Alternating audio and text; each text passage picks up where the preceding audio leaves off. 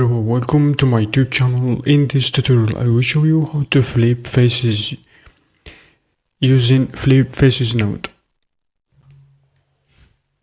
Shift AM, I'm gonna be adding flip faces node like this, drag and drop it, and as you can see here nothing happens, but should you go over here, click on this down arrow, go over here, check face orientation, and you can see the effect after adding and connecting the flip faces node.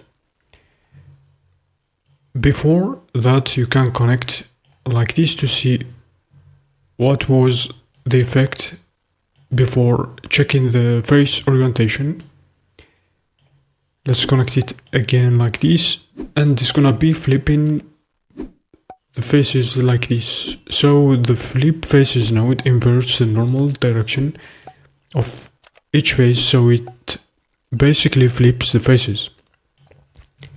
For this node we have input for the mesh from which you want to flip the normals, and we have another input for selection, specifically select what faces you want to flip, and we have outputs, just one output for mesh, the mesh with flipped faces.